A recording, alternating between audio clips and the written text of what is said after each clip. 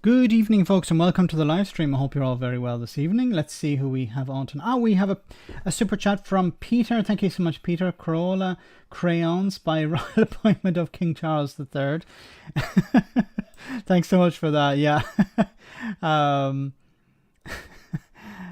everything by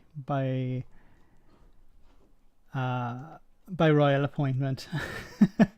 um, Let's see who we have on tonight. Thanks again for that super chat. We have Mike. Great to see you, Mike. We have Simon. Great to see you. Derek. Great to have you on. Raven 1983 Witch. Great to see you too. Enzo the God. Great to have you on. Hope you're well. Gabriel. Great to see you. C-Law. Great to have you on too. Colin. Great to see you too. We also have Yoni. Great to have you on. Mark. Tiny Demolition Lover. Hope you're well. Gene T. Nick. Ronnie. Killer. Wolf, Fearless Wolf, great to see you too. Hope you're all well. Thanks, moderating Killer. We also have Araman, Akusmad, W&G Fan. Who else have we got? Mega Harry Bomb, great to see you. Hope you're well. Mark, Yasharala. Sorry if I mispronounced your name. Great to see you on the stream. We also have Freckle Punny, great to see you, and so many more. Hope you're all very well. CGM, great to see you. Hope you had a nice birthday and enjoyed the wishes last time. Excuse my singing, but hope everyone's well. I see Alistair is on. I see Lefty Boater is on. Number 3, great to see you too. So I hope everyone had a great week. Welcome to the day before the weekend, or the weekend as you prefer. We're hoping to have a Sunday brunch this Sunday. I don't know the guests because we're trying to finalize it, but should be interesting. And do check it out. So it's been a very interesting week. The queues, and the strange and wonderful ways people are coming up with to respect Her Royal Highness the Queen. One image, I'm trying to go through my mind the images that I saw. There was a letterbox wrapped up in black paper or cloth, I'm not sure what, in morning dress. There was a couple, I think a couple, or I don't know, a family anyway. There was a family waiting in line, and they had taken ashes with them. The idea being that the dead mother of this person wanted to visit the Queen, wanted to see her as well. Charles has been out and about. He got a bit of abuse from people, and he's been asked difficult questions as well. I might show you a clip of that later on. And Duke says, "Oh, by the way, the Queen is dead." Yes. Morning dress or morning dress. Max, there's a difference.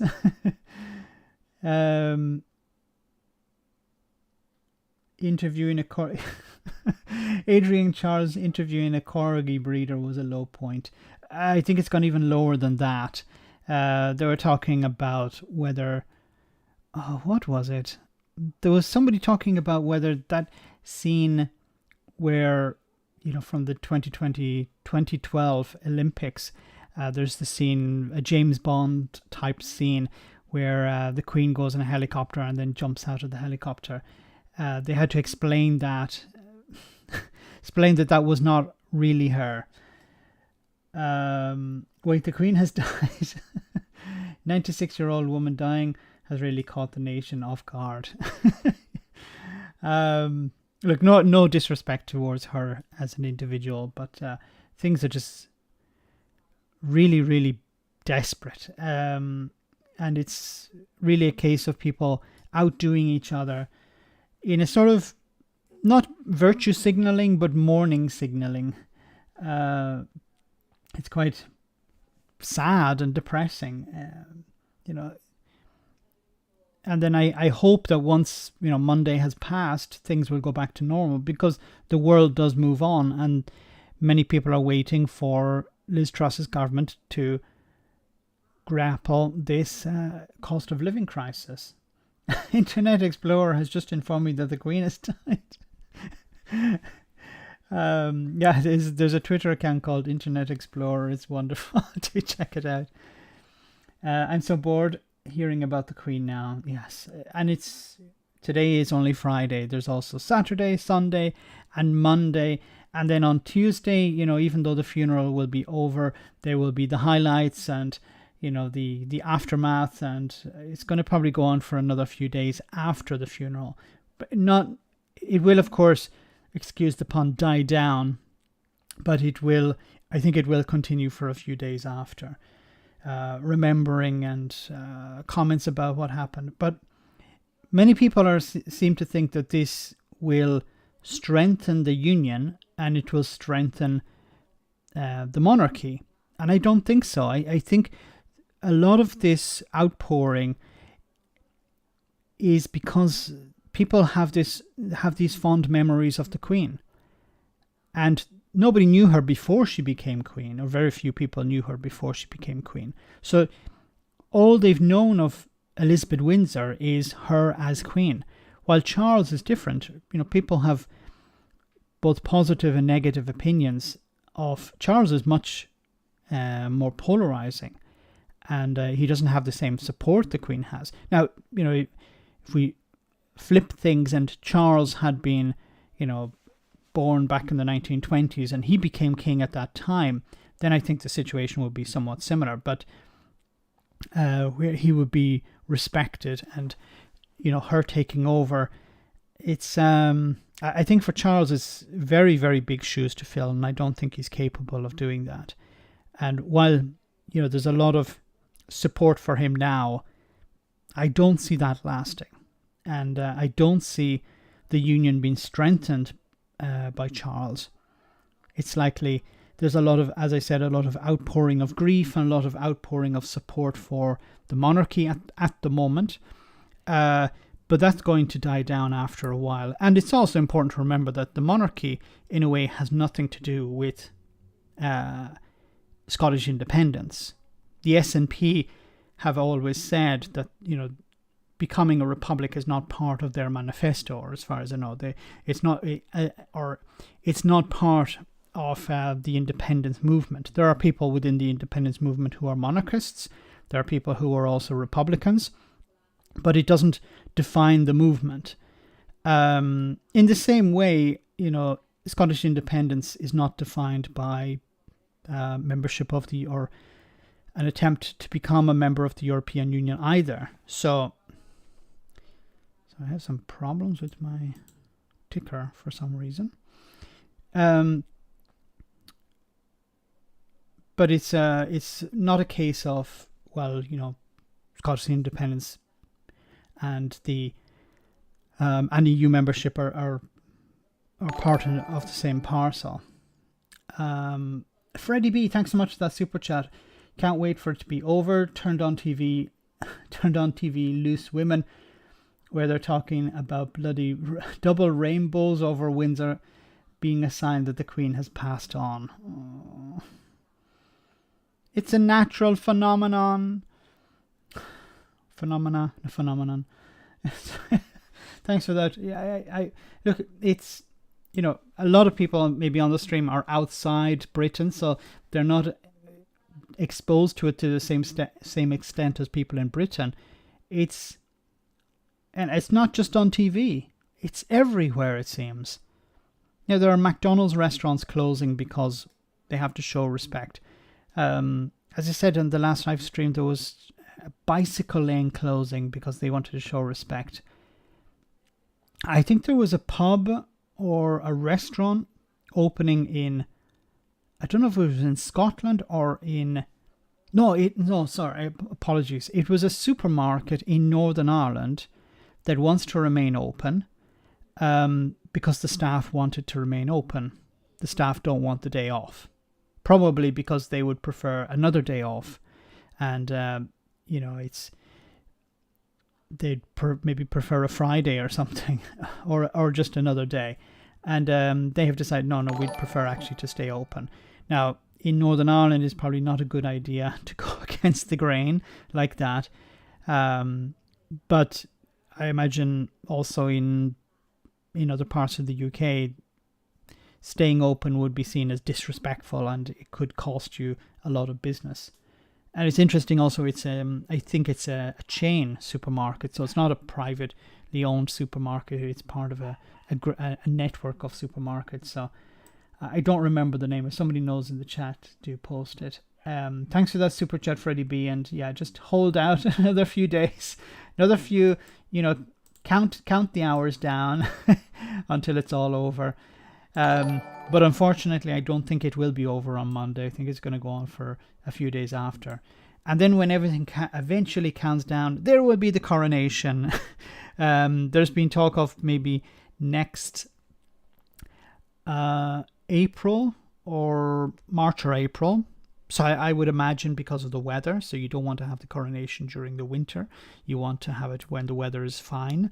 And you can't plan a coronation before October.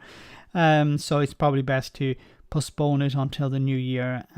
So it could be sometime in next spring or maybe even next summer, but nothing confirmed yet. Gareth McDonald, thanks so much for that super chat. Nidfi Merinin, not my king. Thanks for that. So he's not your king? No, not really. Really not your king? Are you sure? I think there's, as I said at the beginning, this is not going to strengthen the monarchy. I think the monarchy has somewhat been in decline over the last number of years, but this is really, it's peaked. I think it's on a downward spiral at the moment. And while the death of the Queen maybe got some people to reconsider for a few days or maybe a week, I think after this, when the dust settles, people are going to be asking themselves, okay, we're struggling to pay our bills, and we have these, it's not just the king, it's all the aristocrats that surround him. It's the entire royal family and the extended royal family. These people, a lot of them, either living off the dole, or they have their, they're working, if you want to call it working, for businesses where they're, sitting on the board of a company doing nothing but being used because they have connections or because they have a title. Look at our company. One of our board directors, one of the directors of the board is Sir whatever or Lady whatever, or the Baron, 5th Baron of whatever, or Baroness of whatever. This is something that businesses in Britain may see as something they can use. But it's not free. You have to pay these people. For the company, they can probably even write it off, or they can get the tax back. They can put it in as an expense. But it's these people generally don't have any business experience or any real value to take to the company. But some of them maybe have business connections. So you're using them as a tool to reach, to extend your network, or just as a, something you can put on your brochure, your company brochure. Look who we have as one of our directors. Thanks for that super chat, Gareth. Cahill, thanks so much for that super chat. Great to see you on the stream. Sinn Féin, as you covered earlier, must be delighted, only too happy to deal with the new monarch with a little legacy. Yeah, it was an interesting, I think this is a very interesting period for Sinn Féin, because they are evolving as a party, and I still think they have some issues that they need to resolve, between the difference between the party north and south. Some people may disagree with me on that, but I think the party it's a mainstream party at the moment, and it has jettisoned a lot of the republicanism of the past. I think the party, is presenting itself as a socialist party, especially in the Republic. Now, whether they actually are when they're in government is another thing, but they seem to be a socialist party, and they are seen as a breath of fresh air. And especially in the Republic, a lot of people don't really think about the Sinn Féin's past, and a lot of the new generation are not interested in the past of Sinn Féin. They say, look, we need a party that represents us, a party that will deal with the issues that that concern us at the moment: housing, rent, cost of living, jobs, things like that. We want a party that will fight our corner, and we don't see that with the other two mainstream parties, Fianna Fáil and Fine Gael in Ireland.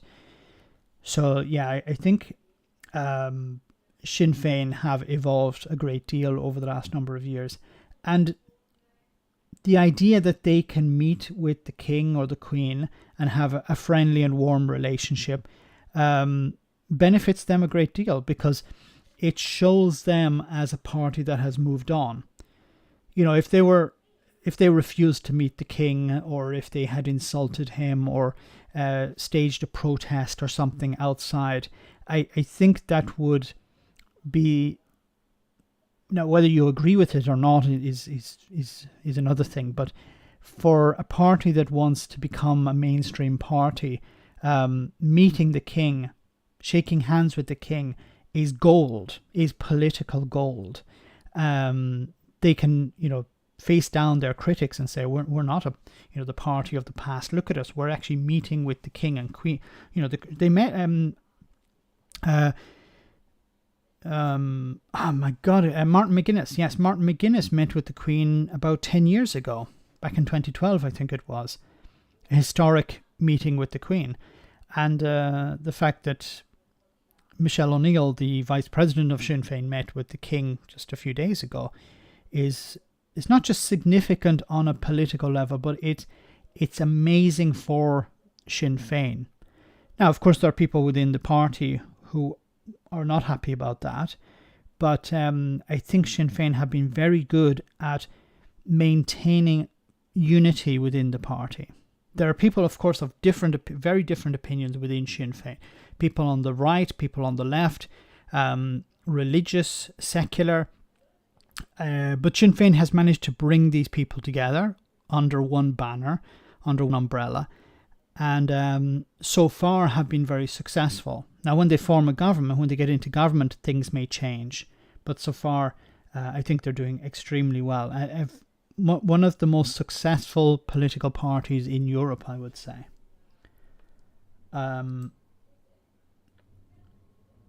Almost Machiavellian. Thanks so much, Cahill. I just make sure I don't miss anyone's super chat. VJ, great to see you on the stream again. Hope you're well. Imagine royal commentators going silent for a few days as a mark of respect to the Queen. That never happens. No, that's what should happen. A complete blackout for a few days. GB News in particular, for example, if they did no broadcasting for a few days, I don't think anyone would really miss it.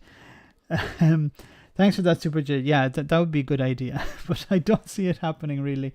Not their style. Richard Tice, great to see you on the stream. Richard, I'm a huge fan. Hi Max, did you see James O'Brien told me to fuck off?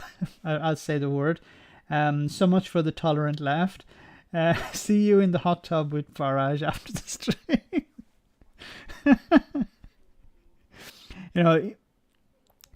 I have my political differences with Richard, but he's a really nice guy. He's really down to earth, and he brings in. He doesn't bring in any cheap old beer. He brings in expensive champagne every time we meet up. So. Thanks for that, Richard. And for people who don't know, this is sarcasm, okay? But I don't need to tell you guys. FSM is the dog. Great to see you, FSM. Will Andrew be grooming the corgis? So guys, I some of you may know, some of you may not know, but Mrs. Max and I have 3 corgis. We're crazy. We have corgitis. 2 of them are adopted from a breeder, and the third one was in a way adopted as well. He had an eye problem, and he probably wouldn't be bought by anyone, so we adopted him. And I've posted some pictures online before about it. So when I heard that Prince Andrew was going to be looking after the corgis, I was very worried. Anyone who doesn't know, corgis are really, really quiet breed of dog, really easy to keep, really easygoing. They like sleeping, but they like playing as well. But they're a very how can I say, fuss-free type of dog. Okay. But they need their walks and they need their activity, their daily activity. So I do hope that Andrew maybe outsources the work to someone, hire somebody to walk them and to look after them, because I don't like the idea of Andrew doing it. Especially the younger ones. Okay. He has a bad reputation. Thanks for that episode.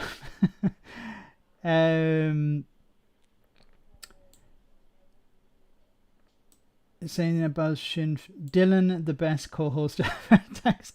Thanks, Killer. He's as lively as a Jack Russell. Well, now he's a little bit quieter. Max sounds like the Yes movement in Scotland. Max sounds like, or Max, it sounds like the Yes movement in Scotland, which is that. I think you mean by, yes, it's Sinn Féin are like the Yes movement in Scotland, where you have monarchists, you have anti-monarchists, Republicans, you have pro-EU people, you have Brexiteers.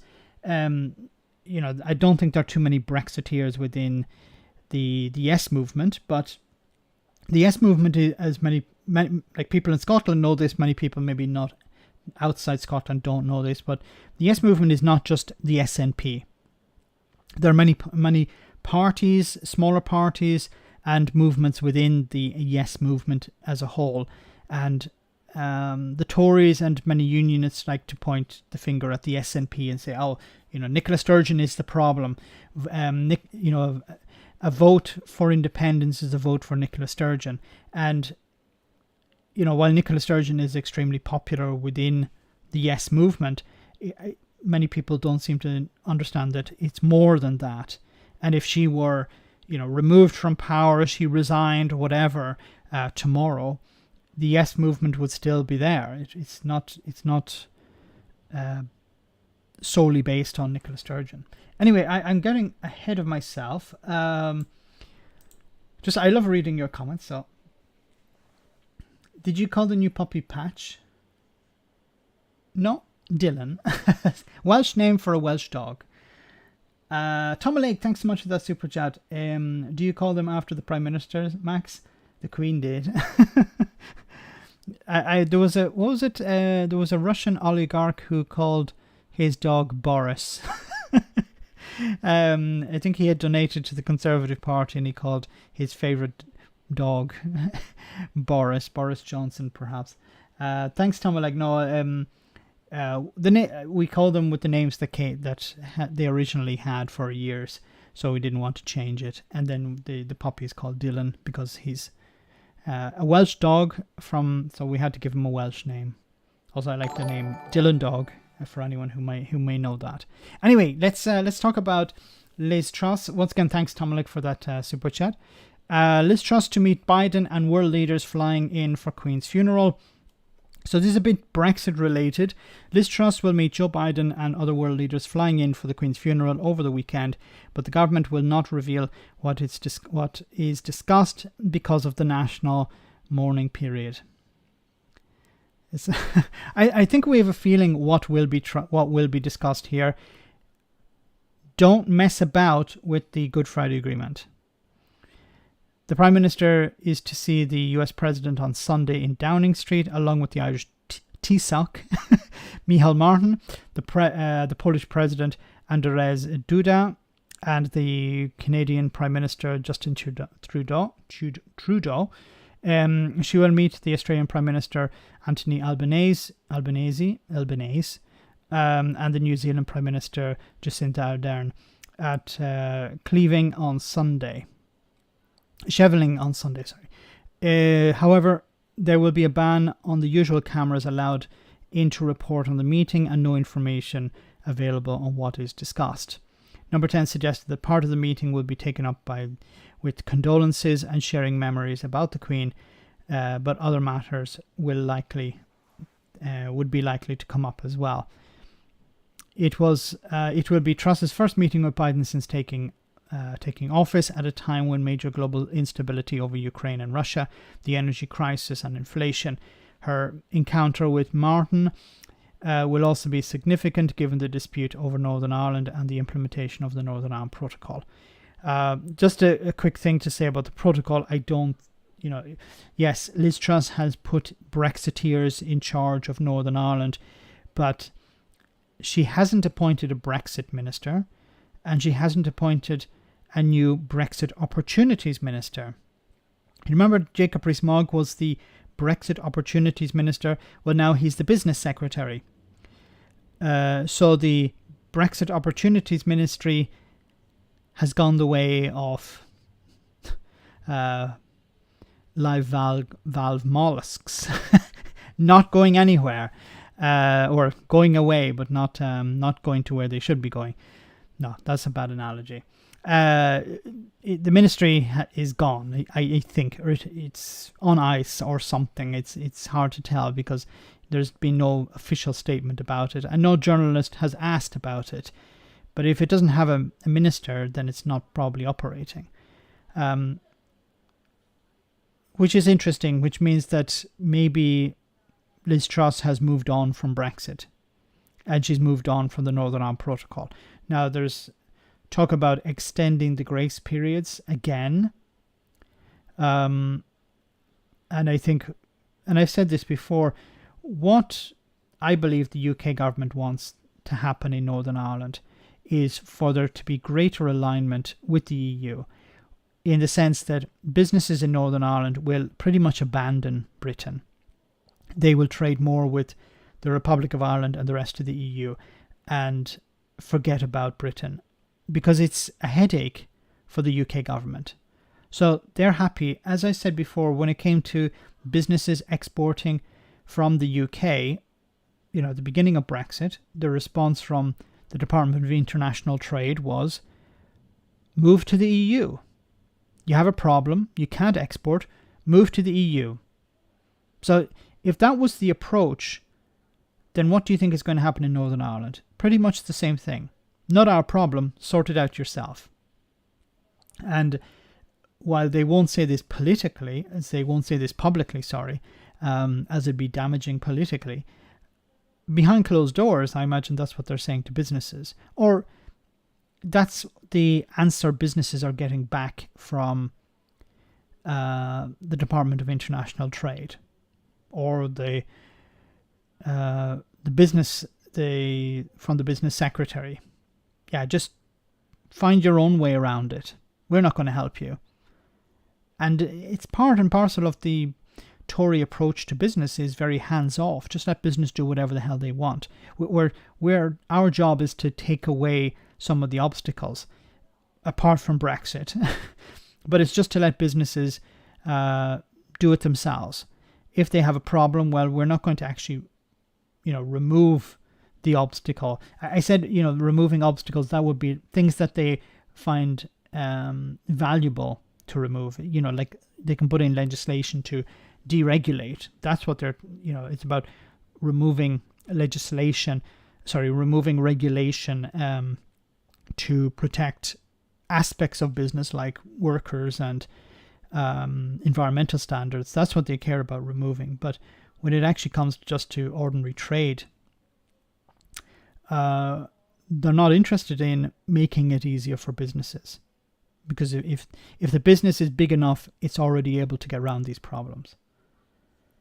On Phil's stream, he spoke about the EU simply waiting out and humouring the Tory government. Expect the other world leaders to do the same. Wait for this dying regime to fizzle out. Yeah, I agree with that. What's the point in engaging with Liz Truss when Liz Truss could be gone in 6 months' time?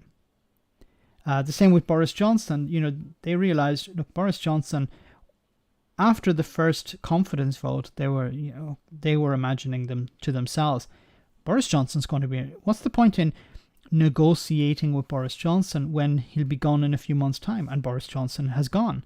What's the point in negotiating with Liz Truss? She could be gone in a few months' time.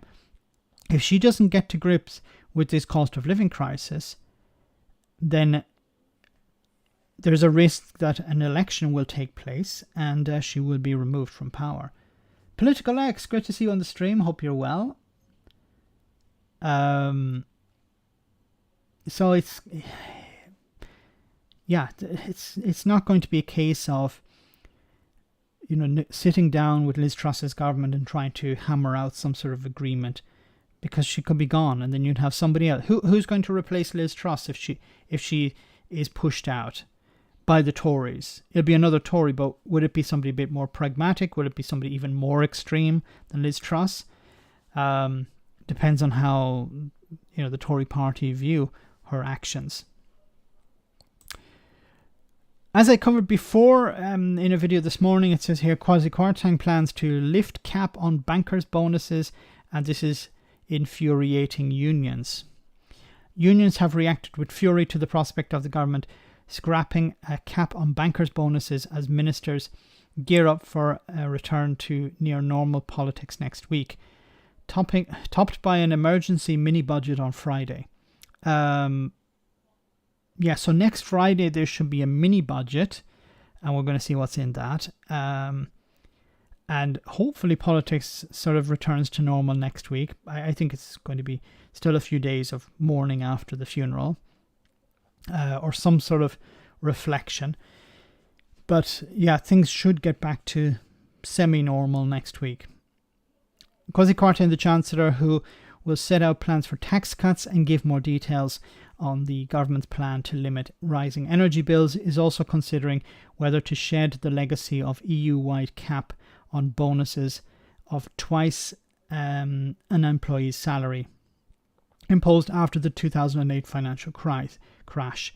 Now, some people have been criticizing this banker's bonus cap because what happens is the bankers, the financial experts or whatever, the economists working for these companies, the traders or whatever, they receive a significant salary, and then when they do a particular sale or when the company is doing particularly well, they get a bonus. And after the crash and the Great Recession, the European Union decided, look, we can't have this. We need to put a cap on how much, like a cap. They make massive bonuses, but there was this idea for political reasons, okay, not really economic reasons, for political reasons. It was bad taste seeing people lose their homes, lose their jobs, be made destitute, while these people who were the responsible for this disaster, they gambled and they lost, and other people lost their homes and their jobs and everything, while you saw these people getting massive bonuses even though they lost. Can you think of a job where you mess up and you get a huge amount of money? Apart from politics, okay. So there was this idea we need to, for political reasons, we need to curb this. And now the UK government wants to go in the opposite direction. Now, as I said, there's a problem with this cap, because what happened as well is the financial institutions found a way around the problem by not paying people bonuses, but paying them higher wages or higher salaries. So this was, okay, we won't give you a bonus, but we'll increase your salary this year by by the value of the bonus. This was their way of getting around it, and I understand that this, it was flawed, but it's political suicide in a sense, getting rid of this, because it shows that, okay, there are people who are struggling at the moment, but our focus is on people who are definitely not struggling and who were responsible for the crash last time. So those people need to be compensated in some way. While the cap was intended to curb over risky practices that helped create the crash, ministers are known to be concerned that the city is at risk of losing out to other financial centres. No mention of Brexit here. You know, why is the City of London losing out? Because of Brexit. Because the EU decided, look, we can't have a third country dealing with all our money, in the sense that, you know, the clearing that takes place. So when you buy something in another currency, and someone in the chat will correct me, I'm probably going to make a dog's dinner out of this, but when you buy something in another currency, the currency, when it's converted, or when you purchase something and there's a conversion of the currency, a lot of this goes through London first of all. The currency market there, the currency houses convert from dollar to pound to euro, whatever. And of course, they're making a huge amount of money out of that. And the European Union decided, well, we can't have this clearing taking place in London, you know, because this is something we have no control over. You know, if something happens, we have no control over that. And it's completely insane. So they've been trying to bring this clearing in-house, moving it from London to Frankfurt or to Paris or to Amsterdam. And obviously this means that the City of London will lose out. Other financial services have been moved out of London since Brexit as well. And there's issues of equivalence as well that needs to be sorted out in a way. But it goes on to say, according to the Financial Times, Kwarteng wants to abolish the rules as part of what he calls the Big Bang 2.0, a post-Brexit deregulation drive to make the city more competitive. Look, once again, yes, you can get rid of these bank bonuses, but as I said, the companies have found a way around the problem. So getting rid of it won't really bring businesses back to London, unless there's some sort of benefit of being in London. And I think it's becoming more and more difficult to operate out of London. Sources told the paper that Kwarteng wants to boost the city's competitiveness against New York, Frankfurt, Hong Kong and Paris, with one financier saying it would end the cap was a clear Brexit dividend, something you can present as a win. A win to whom? A win to who receives this benefit? Obviously not ordinary people, the people who were told to vote for it, because the bankers or whoever, they didn't go out on the day of Brexit, the Brexit vote, and go and vote. These people don't vote. It's a waste of their time. You allow the ordinary folk to vote. Tomalek, thanks so much for that super chat. The Werewolf of London, Max. The Werewolf of London. Very good, yes. Thanks for that. Good point. It goes on to say, it would, however, be politically perilous move at a time when the bulk of the UK's households are facing real-term pay decreases amid 9.9% inflation, as well as notably higher energy bills this winter, despite the government's plan to cap increases. This is important to remember, that what the action Liz Truss is taking is not going to eliminate the bills. It's not going to bring them down. It's actually going to bring them up. The price people are going to pay is more because the cap has been increased. Now, there has been some positive news this week that perhaps energy prices are going to drop, which would mean that people who are on variable, non-fixed tariffs would maybe benefit from this. But this still has to work its way through the system, so it may not happen anytime soon. Of course, there's a huge amount of speculation on the price of gas, and that's why so many people are getting fleeced over it. But how can you focus on bankers when ordinary people are struggling? Well, the reason they're doing this is because they frankly do not give a crap. Frankly, my dear, I don't give a crap. Because it's about protecting the donors. They understand that it's politically toxic to do this, but they don't care. In the video I uploaded earlier, it's about, and there was a guy from the Financial Times saying this, when they won the 2019 election, it was on the back of Get Brexit Done. And Get Brexit Done was something that was curated from these focus groups.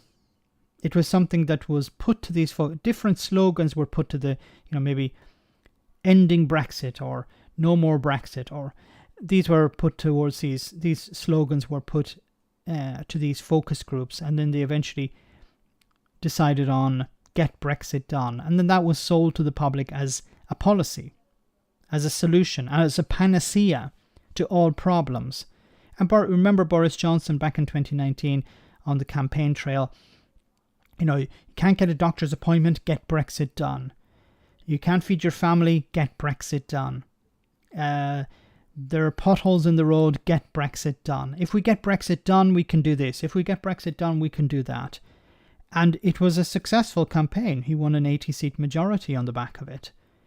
There was talk of Boris Johnson losing, but that was based on, certain polling at the time that, excluded the Brexit argument. If Brexit had not been part of the discussion, Johnson may have lost. He would have had nothing to sell to the public. And the Labour Party, unfortunately, were inconsistent in their messaging. We will have a second referendum. We won't. We'll have one, but we won't stop Brexit. We'll renegotiate the withdrawal agreement. It was a disaster. And then you had one Labour MP saying one thing one day, and then another saying the complete opposite the next day. And then you had some MPs from the Labour Party who were supportive of Brexit, others were against Brexit, and the party as a whole didn't have one clear message. And the Tories did get Brexit done. So it's a case of now we don't care about the focus groups, we don't care about the voters, because we're probably going to lose at the next election. The election will be based on the cost of living crisis. And, this is going to go on for a long time. It's not going to be resolved in the next 6 months or the next year. This is something long term. Even if the price of energy comes down, the UK is still facing a recession. Many businesses have closed. People have lost their jobs. These businesses are not going to come back anytime soon. So, once a business closes, a small business, what happens? It lays off the staff.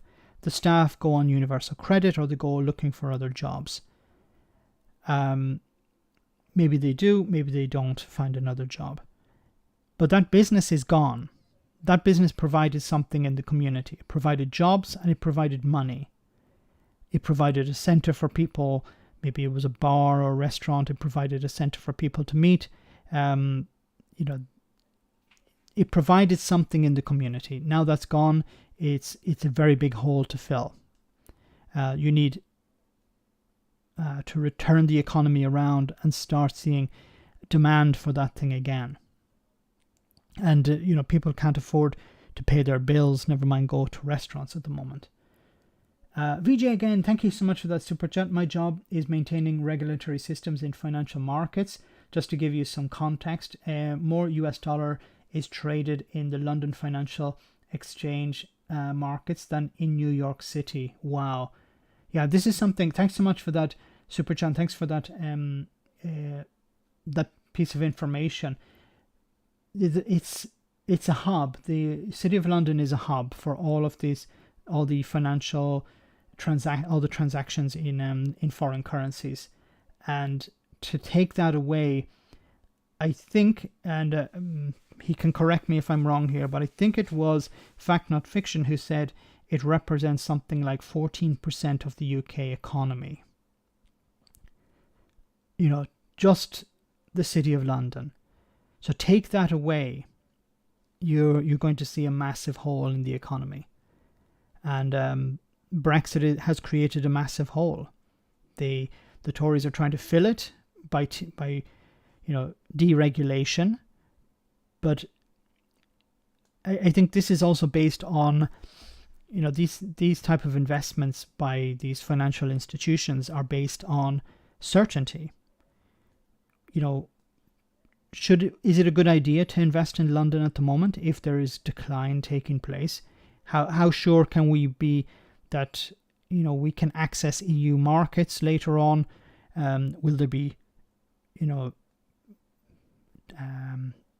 blocks put in place to keep the City of London out, or businesses, financial institutions in London that are based in London, do they still have access to the EU market? What about businesses in the EU? Do they have access to the City of London in the same way? So, it's of course it's different to physical trade, but I think there's a big change coming down the road. That's what I've heard from people who are close to that. Thanks, VJ. It goes on to say here, Francis O'Grady, the General Secretary of the TUC, said people are being walloped by soaring prices after the longest and harshest wage squeeze in modern history, she added. The Chancellor's number one priority should be getting wages rising for everyone, not boosting bumper bonuses for those at the top. Sharon Graham, the General Secretary of the Unite Union, said workers would be appalled and angry, she said. When millions are struggling to feed their families and keep the lights on, the government's priority appears to be boosting the telephone number salaries of their friends in the city. Yes, once again, it's not looking good for the Tories doing this, but again, they frankly don't care because they know they're going to lose the election, so you might as well go out looking after your friends, as they say here, friends in the city. Because the next time round, who are you going to go looking for money from? Well, your friends in the city. And you remind your friends in the city, if you back my campaign, if you back my party, we'll make sure that when we get into power, we'll deregulate your sector. We'll let you do whatever the hell you want. And if it creates a bubble and that bubble bursts and hundreds of thousands of people lose their homes or lose their jobs, don't worry, you'll be okay. I'll be okay. They'll be the ones suffering. As always. Get Brexit done, get done by Brexit. Well said. Guys, we're about halfway through the stream, so I want to share with you a funny video, and then we'll be back in just a jiffy with some more serious stuff. Enjoy. Oh, hello. I didn't see you there. Sorry, I was just busy having some tuberculosis. I'm a lovable Victorian urchin, and I'm here to give you some tips about how to survive winter during a cost of living crisis, or as we like to call it, being fucked over by the ruling classes. Inflation means everything's getting more expensive, so why not get a side hustle to earn a bit of extra cash? Maybe you'd like to be a mudlark on the Thames, literally sifting through human sewage and corpses just to find a couple of extra shiny pennies. Or perhaps you want to look through the debris of the street, searching for dog shit that you can sell to the tanner. Heating your house costs lots of money, but it doesn't have to. Why not do what we did? Walk the streets for hours to avoid being in the house and having to heat it. Or why not get rid of your house altogether? Becoming a transient on the go can reduce your fuel costs to nothing. You lot today are spoilt with food that's not mouldy, disgusting or rancid. Back in my day, we ate what we could get, and that included food full of lice, fleas, shit and other stuff. Go on, get it down you. It's all protein. Make your baby formula go further by adding gin to it. Gin'll make your baby nice and sleepy. Baby's happy, mum's happy. Maybe it's all getting too much. House is too expensive to heat, can't find any food, and don't the wife nag. In that case, why not go to the workhouse? In the workhouse, you'll be separated from your wife and children, so you won't have to put up with them any longer. And you'll while away the hours picking rope and other laborious tasks that have no real purpose to make you feel bad about the fact that you're poor. The way I phrased it makes it sound bad, but it's a load of fun. So there you have it. If I could survive Victorian London, you could survive the cost of living crisis. Oh wait, I didn't survive Victorian London. I died when I was 12. A little bit dark, but good anyway. So some people are fighting back. We have rail strikes in October to target Conservative conference. Yay! Stick it to the Tories. So it says here, disruption to rail services across Britain will resume after the Queen's funeral, with drivers at 12 train operating companies staging further coordinated strikes at the end of October. Operators are understood to have been notified of 24-hour walkouts on the 1st and 5th of October, which will affect services across the country and bring rail chaos at the beginning and the end of the Conservative Party conference in Birmingham. ASLEV Union declined to comment and said it would not be making any statement until Tuesday out of respect for Queen Elizabeth II. Strikes that have been scheduled by ASLEV and the RMT union for the 15th and 17th of September were called off by trade unions on the news the death of the monarch. However, it was expected that further action would resume in a long-standing dispute over pay and work conditions on the railway, with train operators unable or unwilling to meet demands for a pay rise in line with the cost of living. Once again, the demands are normal. The demands are we need to live. And if inflation is not going to hit 18.8% or 9%, but instead 9.9% or 10%, that still needs to be provided. That increase in wages needs to be provided to people to stop them from getting poorer. Many rail workers have been suffering a pay freeze over the last number of years. So in reality, it's not 10%, but it's more like 30% in some cases. 17.4 million people got Brexit done. We need to get the Tories out. They're worse than evil. It's really wrong that this is the situation. Oh, I missed the. This for the so-called failing UK. It's not just London.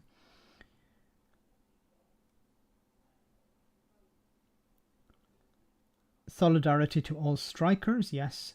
341 viewing. Excellent chat. Smash the like button. Yes, please. Thanks so much, Alistair, for highlighting that. Smash the like button, guys. So it's good that, as things do return to normal, people are going to realize, look, yes, the funeral is over, things get back to normal, and we need to get back to dealing with this cost of living crisis, because it's not going to get any better. And unfortunately, I think there's going to be greater conflict between the Tory government of Liz Truss and the unions, because there's attempts to make it more and more difficult for them to go on strike, to take industrial action, but also to make the lives of unions more difficult, making it more difficult for them to recruit, to organize, things like this, because the Tories are on the side of businesses. They're not on the side of workers or ordinary people. And for many workers, their only last option, the only option available to them, is industrial action. And in some cases, industrial action is necessary just to keep your bloody job. It's not about money. It's not about paying conditions or other conditions. It's just about having a job. Because, as I said, Liz Truss, and before her, Grant Shapps, who was the previous Transport Secretary, wanted to bring in legislation to allow businesses to, now they said trains and airlines, but of course it will be extended to everyone, every business, to allow them to fire and rehire staff from agencies.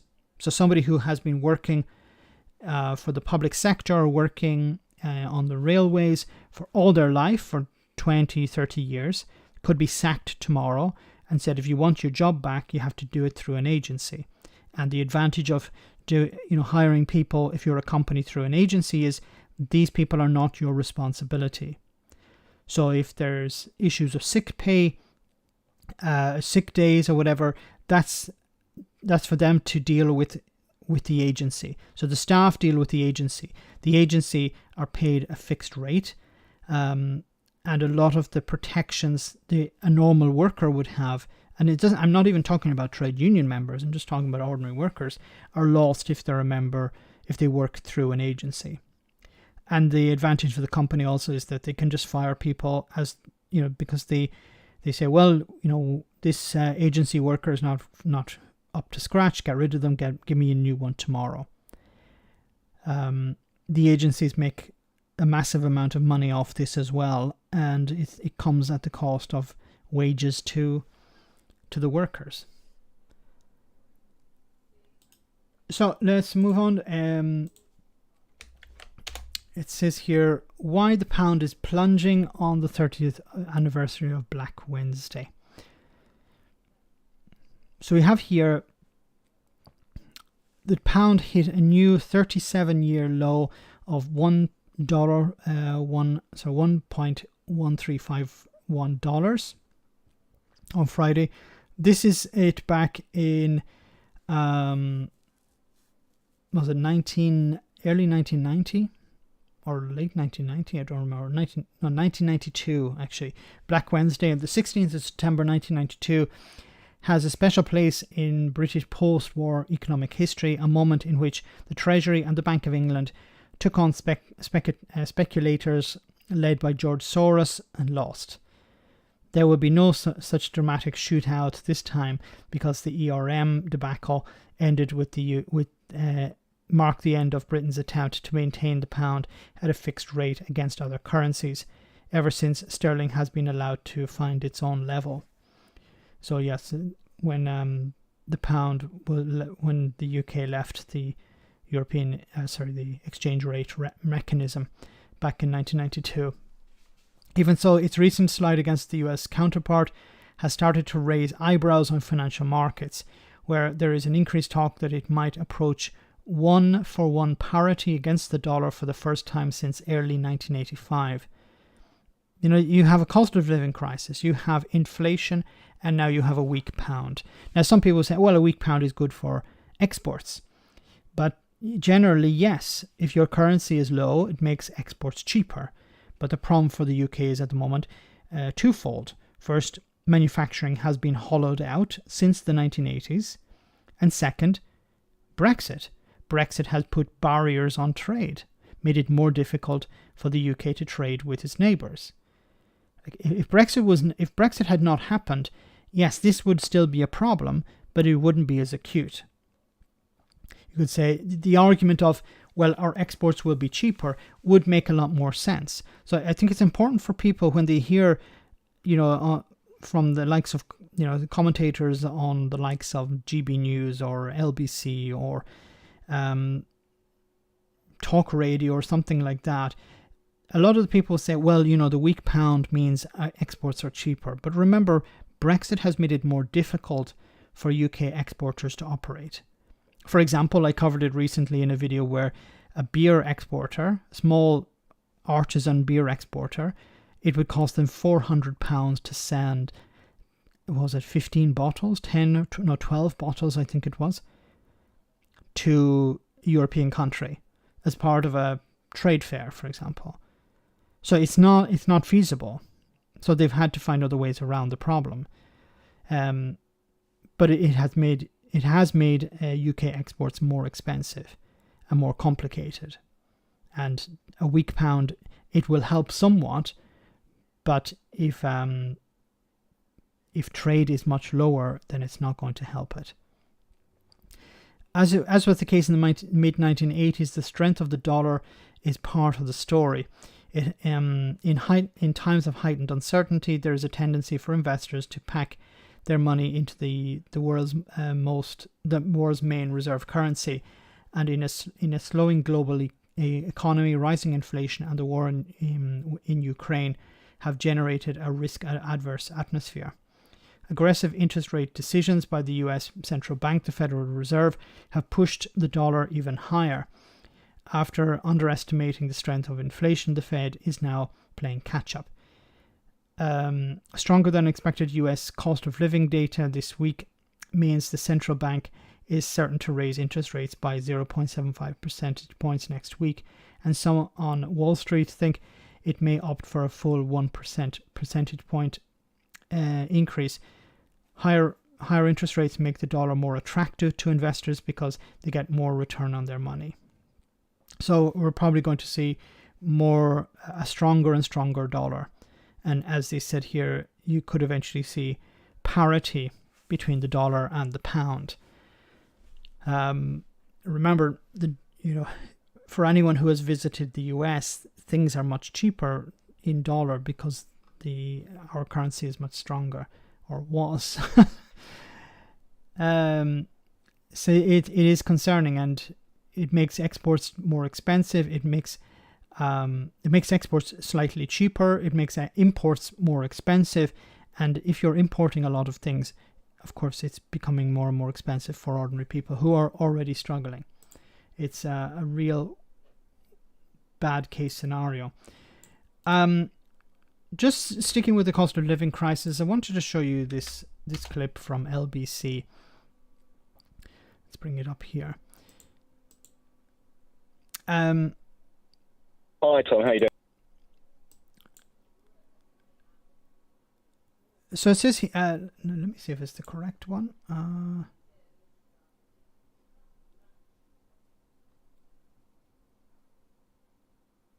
Yeah, so this man says here he's struggling to pay his bills, and he says he's so it says here, yes, the caller tells Tom Swarbrook he and his family are moving to Spain because his earnings just disappear every month.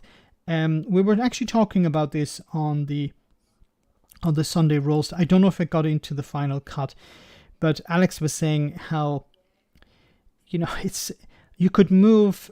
So if you're living in London, for example, you could move out of your home and move to a flat in Spain or in Italy or in Greece and live there for a month, and it would cost you less than your energy bill in the UK for a month. So you could actually, if you could work from home, for example, you could move, flights and everything included, you could move to Spain or Italy or Greece for a month or 2 months and save on energy bills, which is insane. Hi Tom, how you doing? Yeah, good. Your thoughts? Yeah, I had to pick up because this hit a nerve. I'm actually in the process of emigrating to Spain with my family. My wife and I, we have four young kids, and over the past year, electricity bills, food, everything, it's just got to a point where I'm just running out of money, and I can't afford to bring my kids up in this country.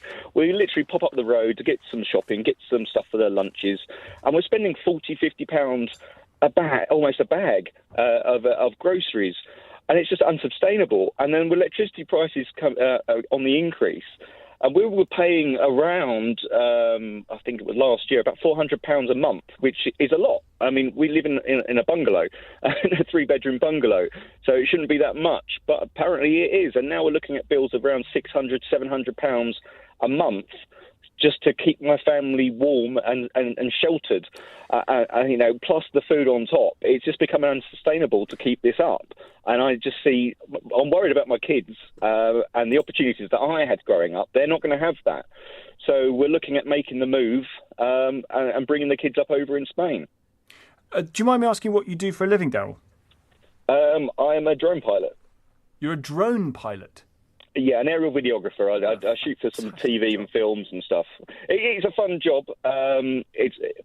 But you know, I'll make good. You know, I'm above average earner, Sure. should I say? You know, but even at my level, with 4 kids, and my wife's not working because she's been helping to bring up the kids because they're all young. It's all on my wages, and that money just disappears every month. So you know, holidays non-existent. You know, we pop down to the coast for a few days in a caravan we hired.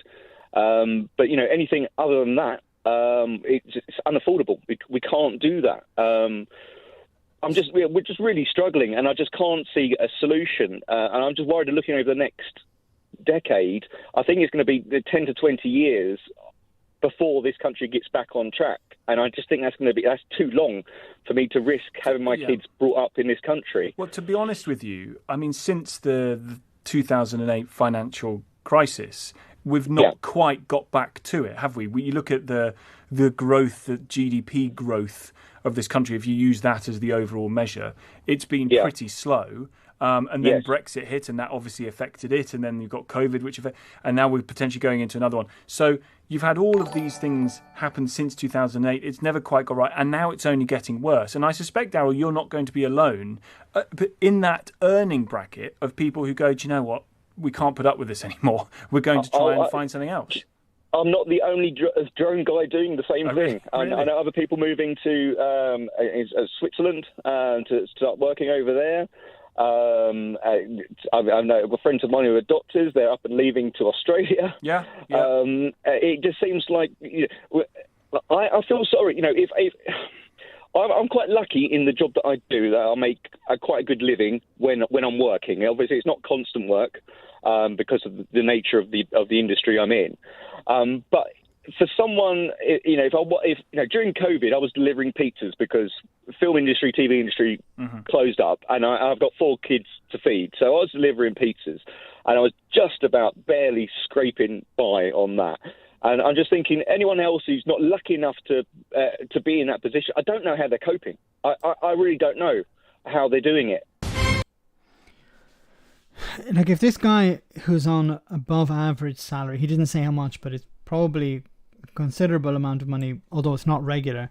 If he's struggling and his solution is to move to Spain, not everyone can afford to do that, because there's other costs related to moving to Spain. But if he says there's no money at the end of the month because it's going on energy bills, that's why it's so important that the government step in and start doing something. And it's not just about putting a cap on energy bills. They need to provide support, financial support to ordinary people, because they can't afford the food, they can't afford the bills, they can't afford the rent. For example, rent is one issue where there was a cap on energy bills. There wasn't a cap on rent, and many people are paying much more today than they were last year. The owners of the properties, be them private or companies, have decided, well, we're not earning enough, we want to earn more. So they're putting up the rents, and many people can't afford that. And that there needs to be either some sort of support for people, or others are talking about a rent cap, a cap on bills. Now, for example, in California, I was reading how the governor of California some years ago put a percentage cap on the rise in rent. So rents couldn't rise more than something like 3%, which, is still a significant amount of money, but it stops particular landlords from saying, okay, I'm going to put up your rent by, I'm going to double your rent next month or whatever. Gareth, thanks so much for that super chat. To Ursula von der Leyen and the EU for moving on the windfall tax. Yes, that was great news. I really hope it gets through the Parliament. I hope there isn't anyone blocking it, like Hungary. And I hope it does eventually get its way to ordinary people who are struggling to pay their bills. Now, something interesting happened to me, and I just want to be just want to be transparent about it. I received my gas bill. So I have my home in my apartment here. we have gas and electric separate. We received an electricity bill for the last 2 months, and it was €300. Because it's very hot here during the summer, so we have the air conditioning on. I have the computer on, so I'm making videos and stuff. So it was much higher than it was the previous months, every 2 months. So €300, which is about 270, 280 pounds, but that was for 2 months. So it's not a lot, considering the rise. It's more expensive than it was before, but we live in a small apartment. And what's interesting is I just received the gas bill today or yesterday, and that also is for 2 months. And I opened it and I was, okay, my God, what am I going to see? What am I going to see? And it was €33. Now, I don't know, I need to double check if it was estimated or, well, they have access to the meter, so it shouldn't be estimated. But if it was correct and it's €33 for 2 months, that's amazing.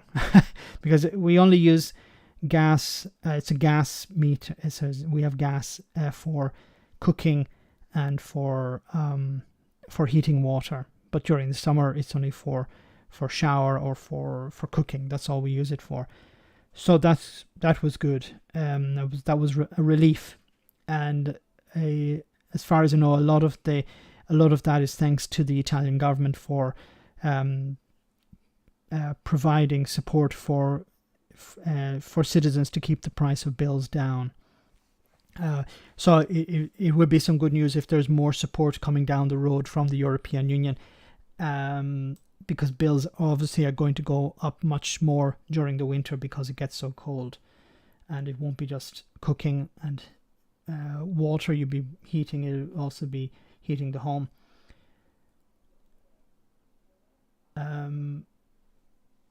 I'm putting my kids to work as chimney sweeps.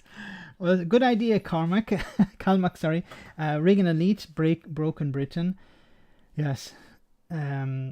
Something has to change, and the Tories can't just continue to rely on people looking the other way. There's a real risk after the mourning period, after what's happened with the Queen. After that, I think there's a real risk of a winter of discontent where the trade unions are going to take more and more action, and the general public are going to say enough is enough.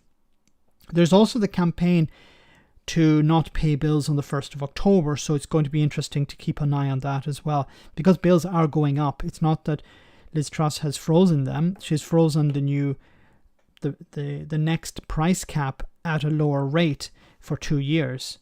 But that means people are still going to pay more for their gas and their heating over the next 2 years than they did over the last 6 months. So if people are struggling at the moment now, how are they going to pay the higher rate?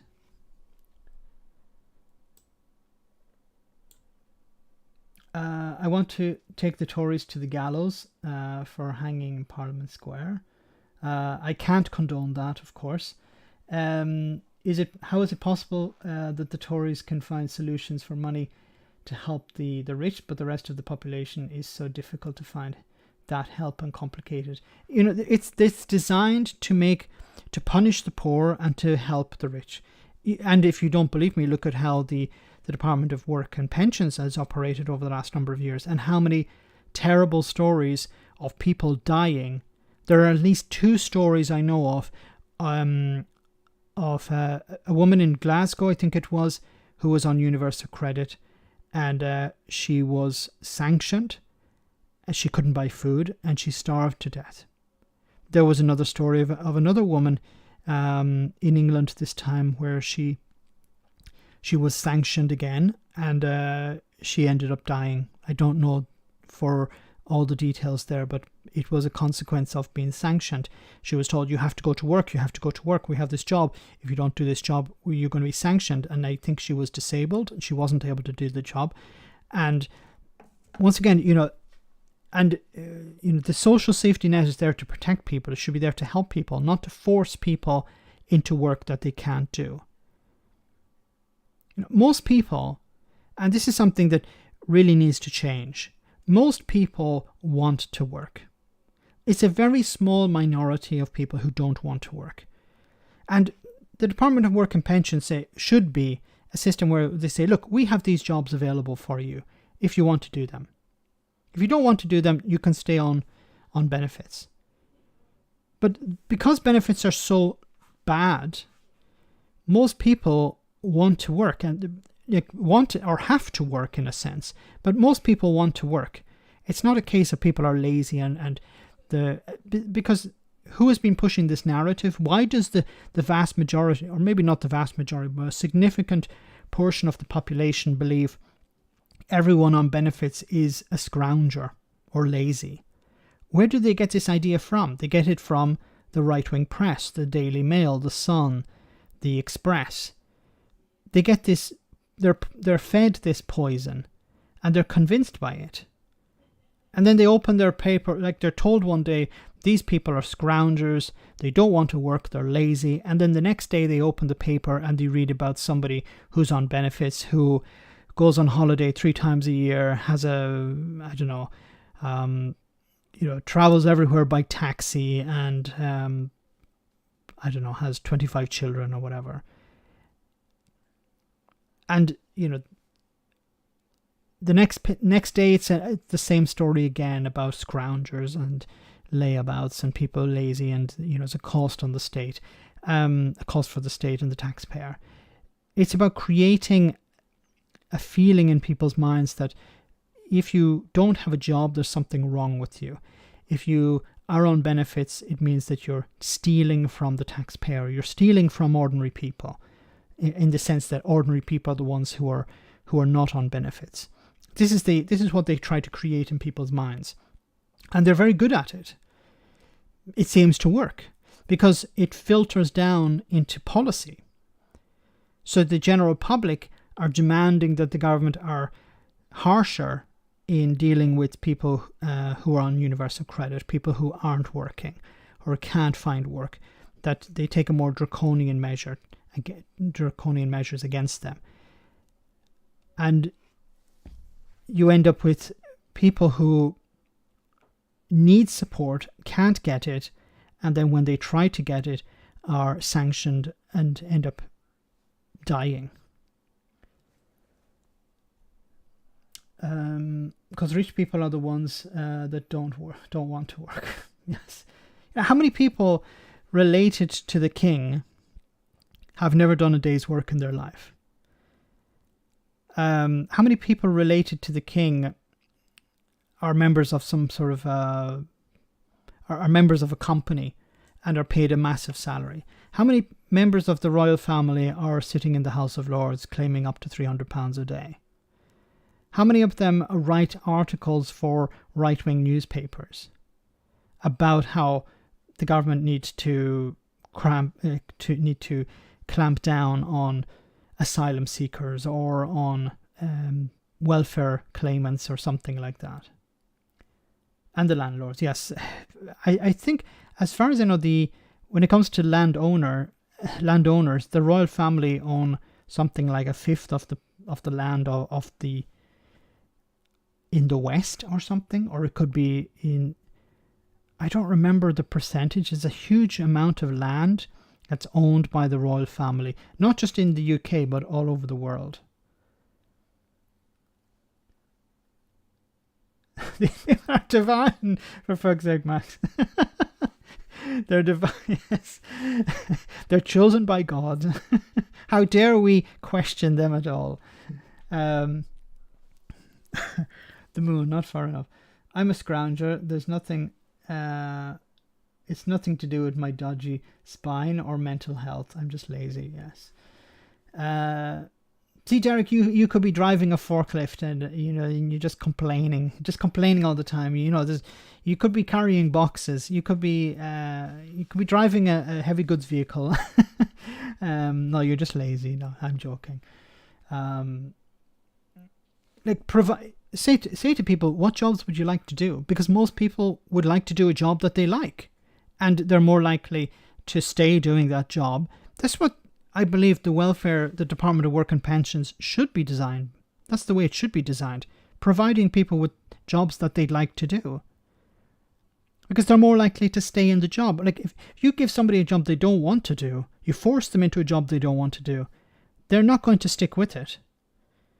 Now, I know that not everyone wants to do all of the, like there are many jobs that nobody wants to do. But somebody may be saying, look, I don't like the work, but I'd like to have a bit more money. I'm willing to do it as a side hustle or whatever. Freddie B, thanks so much for that super chat. I was let go at the start of COVID. I was on welfare for 6 months before I could get a new job. It wasn't for a lack of trying. I was struggling. Thanks so much for that super chat, Freddie. And there are so many things that came along in the last few years. COVID, Brexit, the ending of freedom of movement, which kicked a lot of people out of the country and then made it more difficult, for businesses to access the workers they need, and them calling out for workers. But if somebody doesn't live in the area, how are they supposed to work there? If people don't have the skills, how are they supposed to do these jobs? There's a shortage of butchers, for example. But to be trained up takes years. And then you train, you do the training, then you become an apprentice, and that takes time as well. And before you can be earning enough money to survive, a number of years have to pass. Or, as what was the case before, the company puts out a request for qualified butchers and they arrive from wherever, normally from the European Union. This idea, and I'm very worried about what's happening at the moment, is this idea that, well, we need to get people off welfare and into jobs. It doesn't matter if they can do the jobs. It doesn't matter if the jobs pay. It doesn't matter if the jobs are in the area. We just need to force more and more people into these jobs. What's pink and you can drink it all day? Brew check. I don't get it. And the Tories aren't even training people. No, because that's a cost. So they say, yeah, we need people to do these jobs. Okay, but we're not going to provide the training. So I think the approach they want to do is they want the companies to provide the training. So we'll provide you with people who don't have the skills. You train them up. Maybe you can pay them less or pay them nothing for the first 6 months. And then once they're trained, then you can pay them whatever rate you want. And I think that's part of the plan as well. It's the current shower of Tories believe in small government.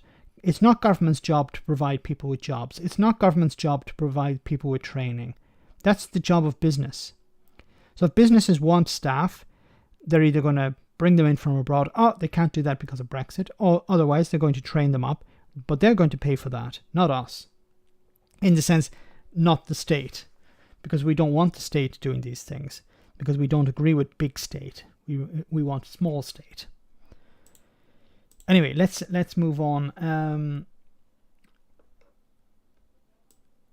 Just as somebody pointed out, beer. I just wanted to show you this story here.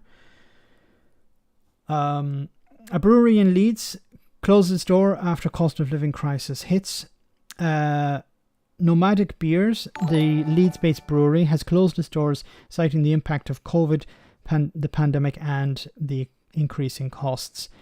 The news of the closure comes as last month's organisations representing the UK's independent brewers and beer consumers has called for urgent action on energy and support for the sector.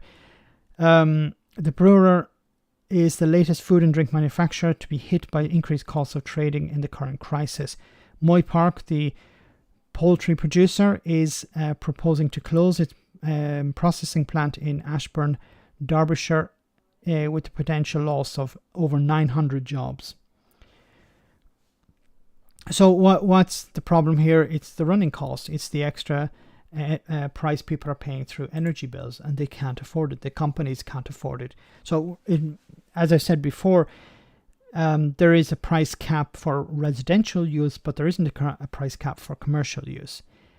And here is an example of a business who has been waiting for some sort of news from Boris Johnson's government, but Boris Johnson's government said, no, we're not going to do anything. You have to wait for the next administration.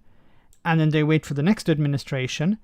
And Liz Truss says, next Friday we'll do something. And next Friday is too late. They've already closed. Yoni, thanks so much for that super chat. Trained staff is just a bit of white noise for the ruling class. They don't understand the concept of competence. They don't. They don't value competence. They value... What do they value? Connections.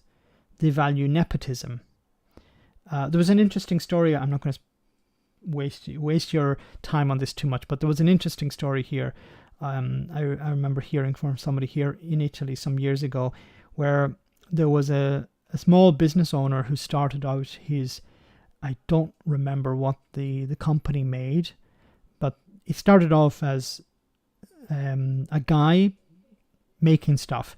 I think it was furniture. I don't remember very well, but I think it may have been furniture. And he eventually built up the company, and he had 2 sons. And when he died, the 2 sons took over the business. And within 6 months, it had closed because one of the sons decided to spend all the money on cocaine, and the other decided to spend all the money on luxury cars. and the company was bust within about 6 months because it was run by the wrong people. What that business owner should have done was hired competent people, not his sons. And the sad part of it also is that, while the sons probably were able to get by after anyway, they could sell some of their luxury cars or, try and deal with their cocaine habit. Ordinary families who relied on employment in that town had to go somewhere else. They lost their jobs, and in many cases they received nothing because the company had was stripped apart by the creditors, and the workers got pretty much nothing, or in some cases nothing at all. Anyway, that's why it's important to have to value competence over nepotism. Gareth, sorry, your comment was retracted. Apologies. If you want to post it again, not the super chat, you don't have to do another super chat, just post it in the chat. I'll try and read it out. Maybe one of the moderators, if you see it, point it out to me. Wild Irish Birds on a Fridge. I love the name.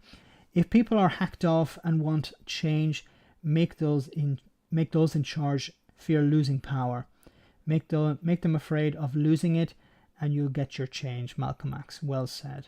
Malcolm X was a wonderful philosopher and freedom fighter, and he was completely correct there. Yes, you need to make the people in power afraid that they're going to lose power. And I've said this before. 100 letters to an MP has a bigger impact than 100,000 people marching. Because 100,000 people marching, the MP can look out the window and go, well, those people are probably not in my constituency. Those people are going to vote for me or whoever, it's not going to have any impact on me. But 100 letters to an MP saying, I'm not going to vote for you unless you do something different or unless you put pressure on the government to change, has a much bigger impact. It's not as exciting, not as sexy as going on a march, but it has a bigger impact, I'm afraid, because of the way the system is made. Thanks for that super chat. I love the name as well. Make the rich not rich. Yes. This idea, there's something I read on Twitter about there's a new multi-billionaire, somebody who's richer than Elon Musk, a guy from India. I don't remember his name. But, you have people who have more money than they could ever spend if they were to live for 1,000 years. And we have people who can't afford to pay their bills. We have people who can't afford to pay their rent. There was a time where we would say, well, destitution is homelessness, or destitution is having nothing in your bank account, or being in debt to a certain amount. But destitution has taken a whole new, its definition has completely changed and expanded into I can't pay my bills, or I can't afford food, or I can't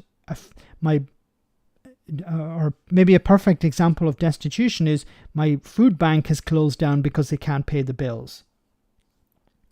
I say park vans that look like fracking engineers in Tory constituencies. No DLC, comment of the day. Yeah, do that. Because the Tories are fully supportive of fracking, but obviously not in my backyard, and that'd be wonderful. Just have, and maybe what do you call them? Led by donkeys could do this. They could have fracking, we do fracking or something like that, and park it, in Tory constituencies. Go to Jacob Rees-Mogg's constituency and have a fleet of vans there parked around.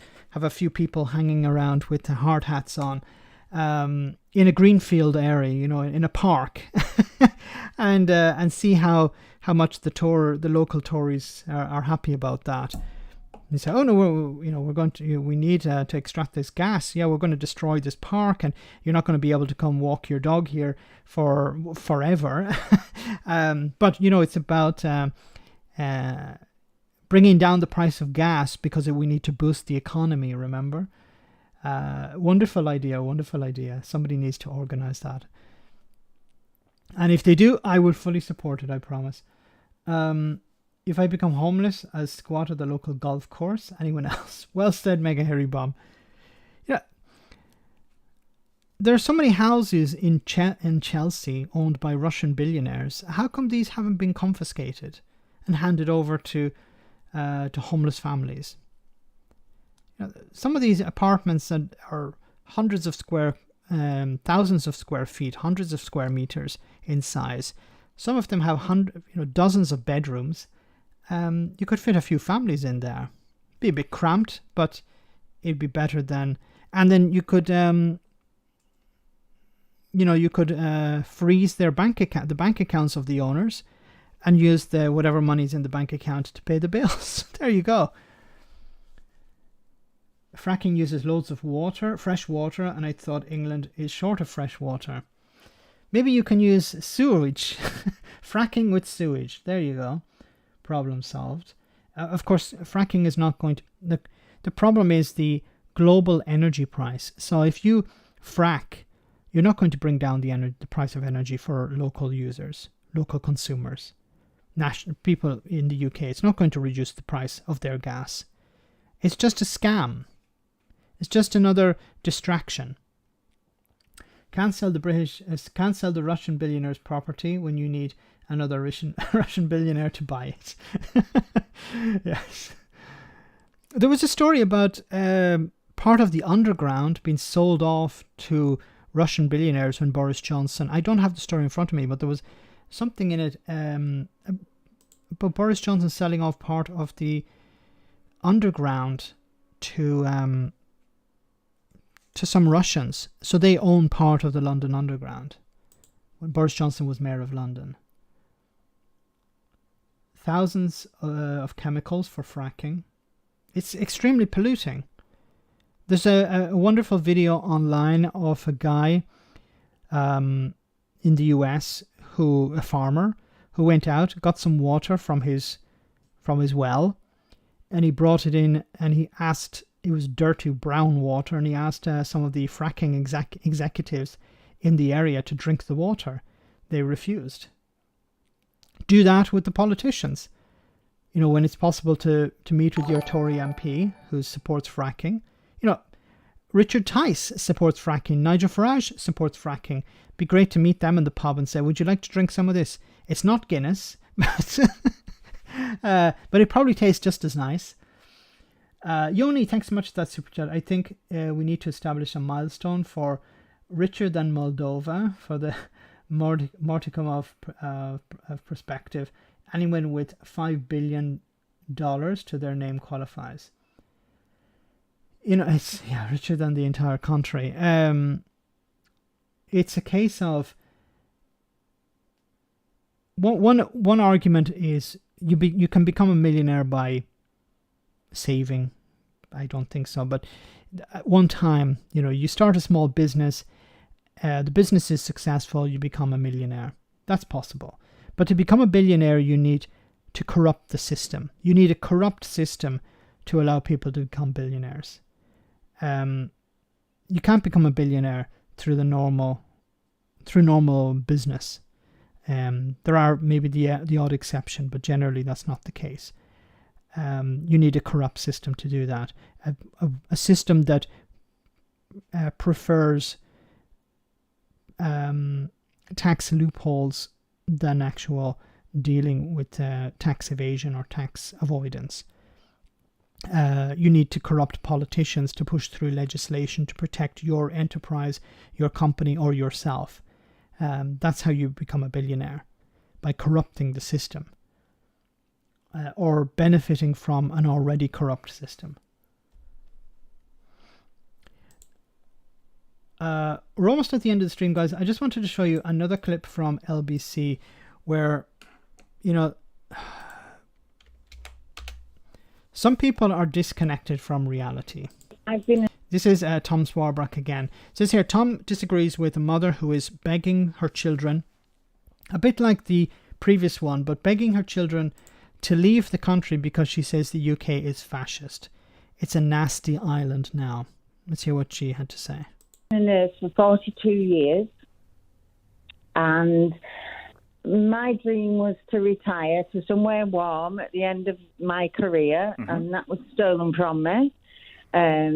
I have 3 children I brought up single-handedly after my husband died at the age of 35. I'm sorry. No problem. It's 25 years ago now, but they're amazing kids who all have degrees, who all have good jobs, and I am begging them to leave this country. Begging them to leave? Because leave this country. Go to Australia, go to Europe, go wherever. Why? Because this is just a nasty, nasty island now. I can't nasty, leave. sorry, nasty in what way, Karen? It's fascist. The government don't care about us. Sorry, we're a fascist country? Yes, I think so. No. I think so. No. Yes. Nope. Yep, there are many things one can accuse. So that's his response. No, it's a fascist country. No, it's not. That's it. You have a prime minister who is elected by 0.1% of the population. No, not even 0.1%, 0.01% of the population. Jacob Rees-Mogg said that if there was a change of prime minister, there should be a general election. There will not be a general election. The right-wing media are the ones who decide who becomes prime minister. They also decide who becomes the party in power. There's no check on their influence. They are able to convince ordinary people to vote against their own interests, and there's no check on that. You have a political party under Priti Patel who has made it illegal to protest outside Parliament out of making noise. You have a House of Lords that's unelected. Now, there are unelected chambers, but the Prime Minister has the ability to send people to the House of Lords. And you have a monarch who has just taken over, and people had no choice on whether he was going to be the monarch or not. Yes, of course, monarchies are like that. But, there's a lot on one side of the balance, on one side of the scale. What is on the other side of the scale? Because if you protest, like there are people who are protesting with a blank piece of paper, and they were arrested. Some were arrested, some were moved on. Somebody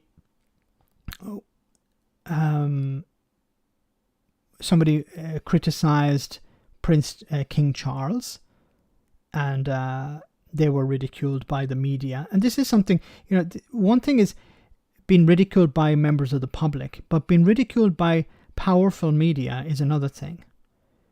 trying to maintain the status quo, trying to shout down any opposition. Do you remember the media when there were judges who sided on the side of the rule of law when it came to proroguing Parliament, and they were described as enemies of the people? So once again, this is just a short list of things that are on one side of the scale.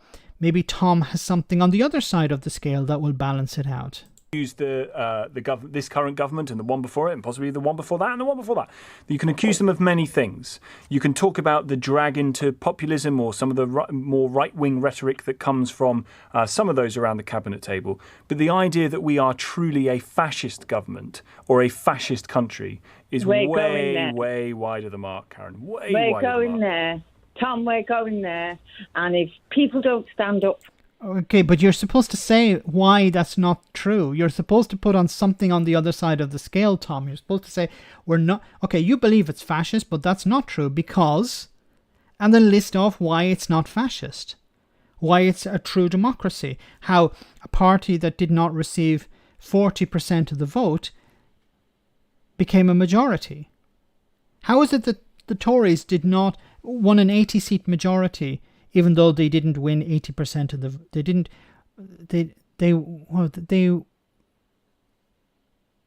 I don't remember the percentages. They didn't win a majority of the votes, but they won a majority of the seats. Now that's a dysfunctional electoral system. But it benefits the far right here. You have a far right party. You have a party, Boris Johnson, kicking out moderates within his party. Moving further and further to the right, you had Priti Patel, a far-right Home Secretary, being replaced by an even more far-right Home Secretary, who's talking about allowing 0 boats to arrive on the shore. I don't think that's possible. I think it's just empty rhetoric. But she's speaking to people who want to hear that. And you don't hear anyone in the Conservative Party saying, no, tone that down. We're not that type of party. It's not just a matter of somebody saying something. It's also somebody in the same party standing up to that. Like, can you imagine if there were people in the Nazi party back in the 1930s who stood up and said, Hitler, you're actually doing the wrong thing. Well, some of them did, and then what happened to them? They disappeared. In the same way, I'm not comparing the Conservative Party here, okay, before anyone loses their mind, but why is there no one standing up in the Conservative Party and saying, actually, we shouldn't be trying to stop people from arriving in the UK to claim asylum. We should actually be helping people to arrive. Why are these voices completely silent? Suella Braverman, all jackboots. Andrew was back in his kit this evening. With an 80-seat majority to boot, yes. Sure, they're sending refugees to Rwanda and trying to exempt their army from prosecution and stopping the Iraqis getting any compensation for war crimes. That's totally lost. They've totally lost any respect. Liz Truss says, we Scotsdog, good to see you. Liz Truss says that she would like to frack. She thinks that she's a brilliant life hack, as there's nothing to fear from compression or sheer fusers, earthquakes and Downing Street cracks. Well said. Self and interest, Ed. For it. We will get there.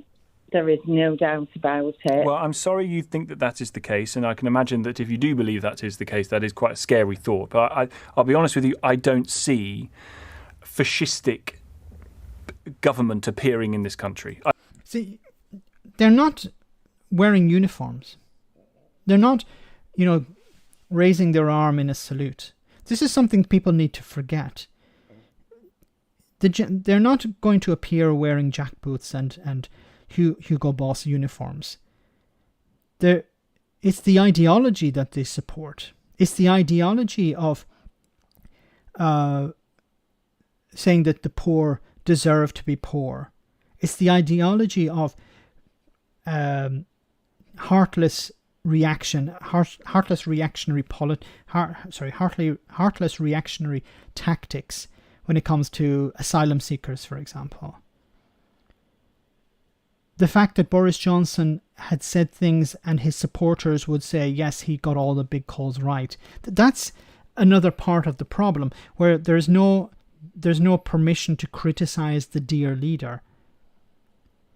There's no one and anyone within the party who does criticize the dear leader is removed or criticized in public by the party itself. Of course, he doesn't see it. He's part of the problem. Yes. Tories don't like spending money. It wouldn't be Hugo Boss uniforms. What's that? Well, it depends on the level.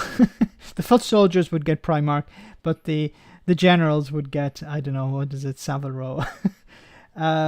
Saying you can't nationalize a failed essential market while sending military aid abroad. Well said. Yes, we can't afford that. We can afford this, but we can't afford that. A black suits? What is that? Well said. The Tories have to make us pay for the privilege of making our own uniforms. The Ryanair approach. Guys, we're almost at the end of the stream. Actually, over the time, so that was bad. But I want to say thanks so much to everyone who came on the stream tonight. Thank you so much for the super chats, and thanks for all of the comments. Thanks to the moderators for doing a wonderful job and keeping it on the straight and narrow. So remember to check out the Sunday roast on Sunday morning, and if I don't see you then, I'll see you on Tuesday, same bad time, same bad channel. But before we go, we have our one funny video for the road. I hope you enjoy it. I'm sure you will. The death of Her Majesty the Queen, companies and organisations across the UK are being warned that whatever they do, it will definitely be wrong. Our chief morning correspondent, Jonathan Goodenough, has more. Yes, that's right, I'm here outside a leisure centre which has closed out of respect and yet has been inundated with angry messages from people who don't believe that children going without exercise is what the late monarch would have wanted. It's not just leisure centres though, is it? No, that's right, hospital appointments have been rescheduled, food banks are closing, and many events have been cancelled out of respect. Out of respect. Out of respect. Experts have suggested that this sudden economic slowdown could bring on a recession more quickly, which some people might say means that even the economy feels sad. Is anyone actually saying that? I am. We've also just heard that Guinea Pig Awareness Week has been postponed. Out of respect? Yes, apparently the new king really hates the little furry freaks and doesn't want anyone to know anything about them. Did you just make that up? Yes, I did. So is the public mood clear that these cancellations are wrong? Absolutely not. I've spoken to several businesses who've been criticised for not closing their doors during this national time of mourning. Who is making these criticisms? If you close your eyes and imagine them, you won't go far wrong. Supermarkets such as Tesco and Waitrose have said that they're closing their doors on Monday, haven't they? Yes, that's right. All stores will be closed out of respect, except for stores along the route of the funeral procession, which will be open out of respect for the people who are paying their respects and might want some crisps. So what should businesses do? Well, it's obviously a very complicated issue, but my advice would be don't go anywhere near social media, pop a black and white photo in your window, and hope that none of your customers writes for the Daily Mail. Totally useless. Now, on a lighter note, so many Paddington Bear toys have been left in front of Buckingham Palace that officials have asked people to stop. Indeed, although we've heard that this might be because the new Home Secretary, Suella Braverman, just doesn't have the resources to get them all sent back to Peru via Rwanda. Thank you, Jonathan. Next up, as Ukraine mounts an extraordinary counter-offensive, inflation continues to rise, Liz Truss appoints more ministers, a young black man is shot by the police, Sweden lurches to the right, and the effects of climate change ripple around the world, we meet a young child who's baked a cake in the shape of the new king, and chat to her for like 5 minutes. Wonderful, as always. So guys, have a great weekend. See you on Tuesday or see you on Sunday for the Sunday roast. Otherwise, if I don't see you, good night and take care.